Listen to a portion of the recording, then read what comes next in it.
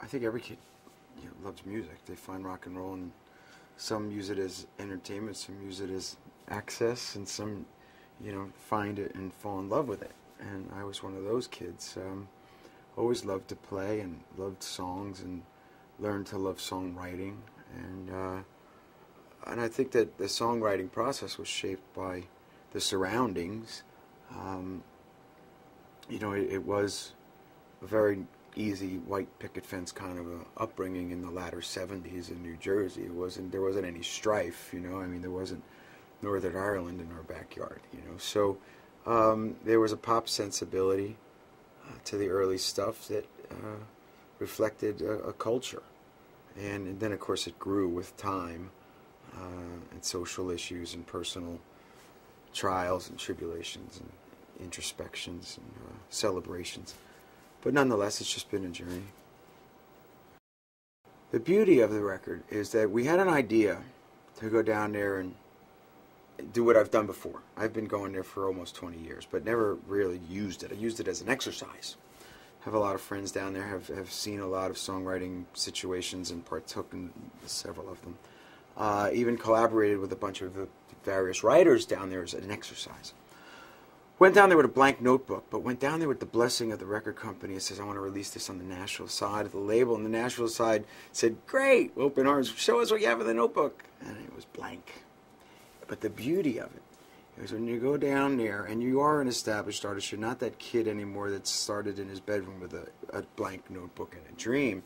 You're the guy 25 years later that's unfortunately too savvy when it comes to radio and MTV and things, and so I didn't think about this record with any commercial thoughts. I didn't think about this record with any touring thoughts. It just came from such a pure place of introspection based on what was going on in both Richie and Dave's lives that I just got to be the narrator for the most of it. But the magic in when you can look back on it even a short time later after its release is that its subject matter is something that people from New Jersey or New Zealand can relate to, and it's obvious that they're responding to. To tell you the truth, we haven't had a #1 album as a band in 17 years. This is the band's third, my fourth, but it's been quite a while. Even Have a Nice Day was #2, and nobody remembers who's #2. So yeah, it was a nice validation that it seems like the beauty of the artistic freedom that we had on the record is validated by the fan support. From the day we wrote the song, and I was able to, like I say, be the narrator in the situation for both Richie and Dave's personal lives. When we got the idea for Stranger, we started writing it, and I just watched him jump up off the couch and really partake in the lyrical content of the song. And he's like, and let me talk another thing. But as I just sat there catching, all these lyrics, we wrote it, and I knew right from that point how great would it be if we had a woman, not a girl, but a woman who would understand the lyric, sing it with me.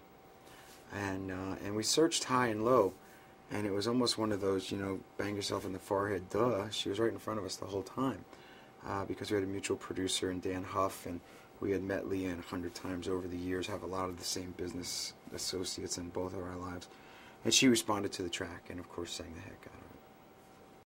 Well, the sound of a band is the sound of a band, and it's only because of the magic of those 4, 5, 3, however many, members there are to a band. I've used all the rest of the side musicians on solo ventures and acoustic ventures, and when they play band songs, it sounds like cover guys playing a band song. I may have written the song, I'm the guy singing it, but it doesn't sound like the band. There's a chemistry when you have a band, and when you have a chemistry for 25 years with guys that have shared the dreams and the successes and the failures and the vision and the hugs and the kisses and the hits, it makes it a richer, blend of character that develops what your sound is. So the reason that the four members are the four members, and that there is no fifth member, is because those guys had the foresight to see what I was seeing 25 years ago and remained loyal to that. Now, we're taking a pedal steel player because none of us play that instrument, and it's, friendly to this record. Same with the fiddle. Not permanent members of the organization, but for this next year or so, they'll be on the road. We're doing a sampling of it in New Jersey. We have a new arena there, so we put up 10 nights. It sold out immediately, and we thought, well, I guess folks still want to see it live, so we'll be going out on a real tour in January, and really, I think we have a model of the way we like to tour. It'll be a combination of arenas and stadiums, and it's a concise tour. The idea of the journeyman doing the 240 show tours, no longer in my life, but we'll do 100 shows, and we'll have a pretty busy year. You just have to have carved out time that is work and play, and family and work, and so that's very important to me. I do it differently, and everybody does it differently. You talk to another guy in another band, and they like to work Saturday and Sundays, and then they're home Monday through Wednesday. But me, when I'm done, I'm done. I shut off the faucets, and you go and do family stuff, and then you go away again. And it's blocks. That's what Lost Highway is. It's that secret place. It's the great unknown. It's the light at the end of the tunnel. I don't know where we're going. That's the beauty of it. And as long as we keep progressing, looking for that new thing to satisfy our artistic needs, while not relying on nostalgia or one of those kind of reunion tours, and as long as we're going forward, we'll continue to do it.